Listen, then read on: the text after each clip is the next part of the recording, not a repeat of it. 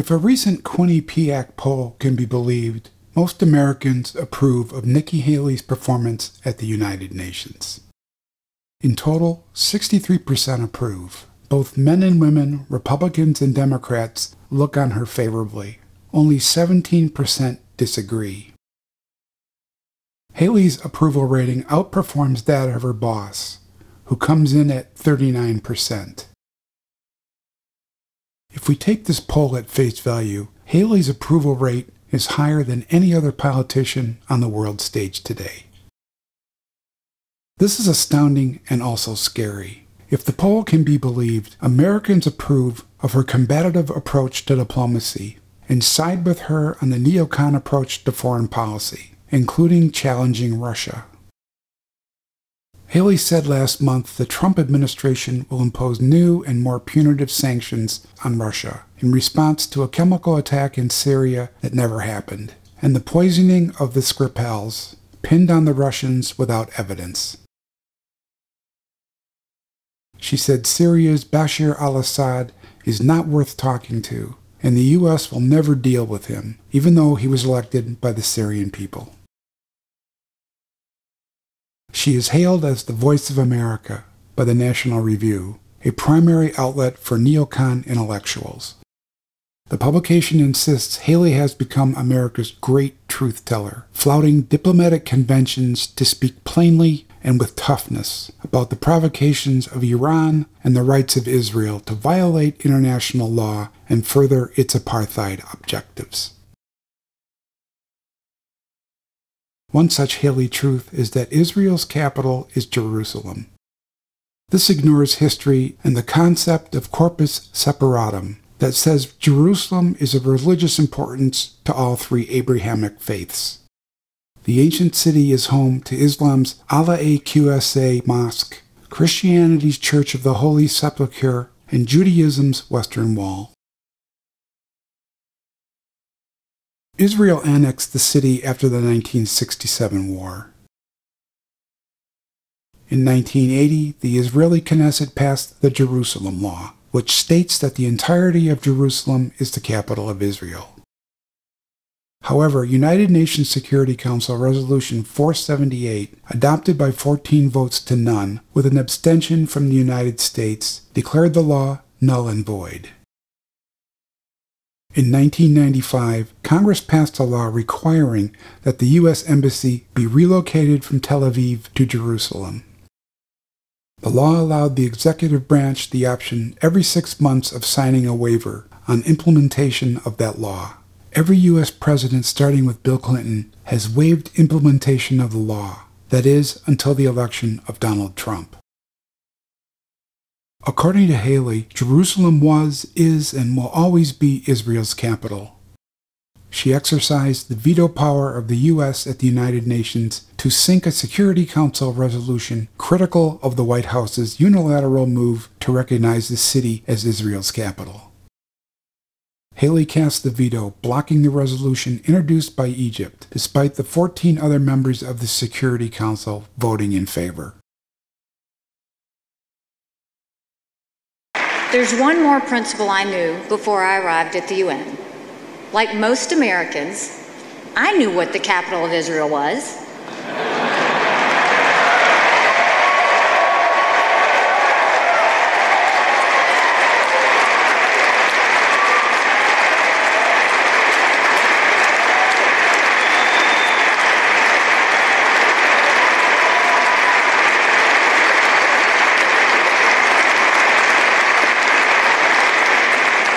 To be more clear, I knew that Jerusalem was, is, and will always be the capital of Israel.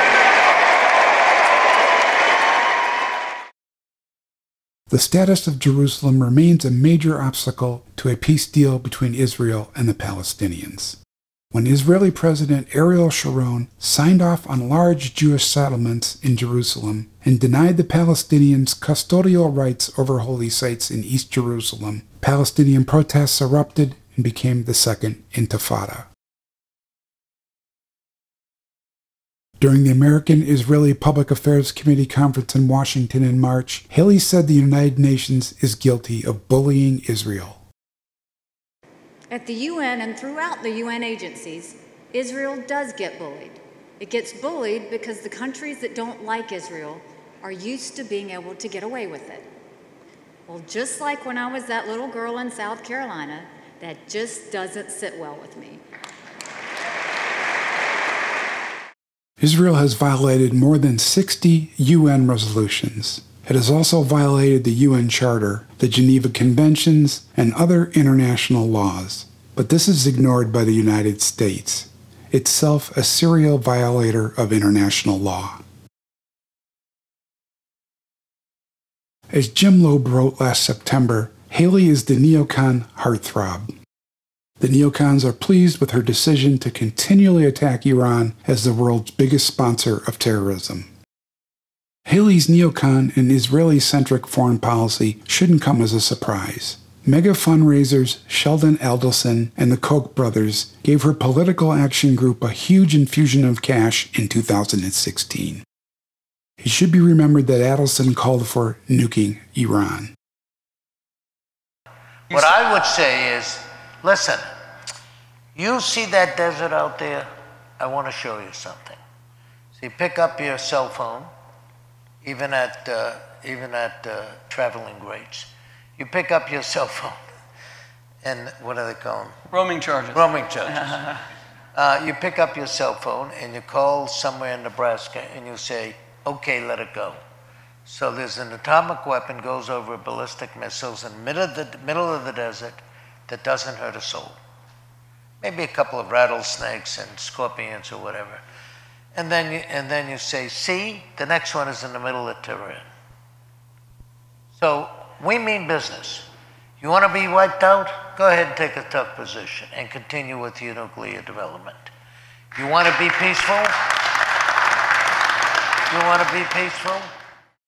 The previous year, Haley did Adelson and the neocons a huge favor when, as governor of South Carolina, she passed the first law in the United States against boycotts of Israel. Apparently, Nikki Haley supports Israel over the First Amendment rights of the American people. Boycotts are constitutionally protected, and the Israeli Anti-Boycott Act would impose penalties and criminal prosecution for those engaged in boycotts against Israel. Haley's argument for continued military action and occupation in Syria is based on the same predicate as Bush's in regard to Iraq. She says U.S. action there prevents the Syrians from attacking America with chemical weapons. According to Haley, this is why Trump launched his unconstitutional and illegal strike against Syria last month. The president has made it very clear that when it comes to weapons of mass destruction, we have no tolerance for it. We are going to watch out for the best interests of the American people. And so he made a point, and hopefully Assad gets it. If Assad doesn't get it, it's going to hurt. If Assad continues to go forward, there will be more, and it will hurt. And I think that he has a lot to think about. We have to be very conscious of the fact that we can't allow even the smallest use of chemical weapons. That's why you saw the president strike this past weekend. That's why you saw him expel 60 Russian spies after the attack in Salisbury. This very easily could happen in the United States if we're not smart and if we're not conscious of what's happening. And so this was a message sent to Assad. We'll see how smart he is. Of course, this is hogwash. The U.S. conducted a strike on Syria to support its proxy war against the Assad government. A proxy war it is pretty much lost, since the Russians and Iranians helped Syria defeat the Islamic State and other terrorists, many supported by the U.S., Saudi Arabia, and Israel. Although the previous Ghouta false flag chemical attacks were debunked, and the latest supposed attack in Douma is likewise considered a psyop, Haley said following Trump's showboat attack in April that the United States is locked and loaded if another attack, in other words, a staged false flag, occurs in Syria. The United States of America will not allow the Assad regime to continue to use chemical weapons. Last night, we obliterated the major research facility that it used to assemble weapons of mass murder. I spoke to the president this morning, and he said if the Syrian regime uses this poisonous gas again, the United States is locked and loaded. She went so far as to tell the National Security Council Russia and Syria are uncivilized nations, and it's up to the United States to respond to their provocations. You have a member who has used chemical weapons. You have a country, Russia, who's helped them cover up the use of chemical weapons, and we have a violation of international law. So what else are we supposed to do? And then another chemical weapons attack happens. And here they're going to attempt to say it's fake. At some point, you have to do something. At some point, you have to say enough. We saw what happened in Salisbury. This is a renewed effort to bring chemical weapons back into mainstream, and we can't let that happen. Haley said the month before that when the international community fails to take action, that is, against unproven allegations, it's up to the United States to take action on its own. In other words, it's up to the Trump administration and the United States military to once again violate the Constitution, international law, and the United Nations Charter to achieve its objective of removing Assad and expelling Russia and Iran from Syria, two countries that were invited to help the government there defeat U.S. and Saudi proxy forces, many of them head chopper terrorists. A response by us would be clearly a violation of the United Nations Charter, which makes it a war crime. We do not have the permission of the legitimate, internationally recognized government of Syria to attack their property, their land, and we also do not have the authorization of the UN Security Council, which makes it illegal. And they told me that he derives the power from Article 2, Section 2. And so I was like, let me get this straight. You're not relying on an AUMF, and you're not relying on the War Powers Act. They confirmed they are relying on one statement in the Constitution that says only this: the president is the commander-in-chief. From that, they think they derive all of this power, which is wrong and it's unconstitutional. Now, as we know, only the Congress can declare war. And in the absence of a declaration of war, these are international treaties and federal statutes that the president is sworn to uphold. He can only use the military in defense of an actual attack on the United States, to repel an attack that is imminent, like minutes or hours away, to defend American persons or property from foreign attack overseas, or pursuant to a treaty we have with an ally when the ally has been attacked. On top of all that, we're a member of the UN treaty along with Syria. So he didn't go to Congress, he didn't go to the UN, and he didn't rely on any law. Not even the overstretched authorizations for use of military force can be used to justify further attacks. Syria is not a state sponsor of terrorism, or is it even vaguely connected to the events of September 11, 2001, which set the original AUMF in motion. Congress took the outdated, nearly 2-decade-old Bush-era AUMF and came up with an authorization that still permits the executive to wage unchecked war wherever it decides there are enemies. This represents yet another mockery of congressional oversight and nullifies its constitutional power to declare war. The Declare War Clause in the Constitution makes it clear that any president who believes it is necessary for the United States to go to war must make the case to the American people's elected representatives in Congress. Only after the legislative branch votes in favor of war can the commander-in-chief prosecute a conflict. If this current resolution passes, the president could launch airstrikes or deploy American troops against terrorists without first gaining the legislative branch's approval. Instead, Congress would have to decide whether the action was unnecessary after that action was already taken.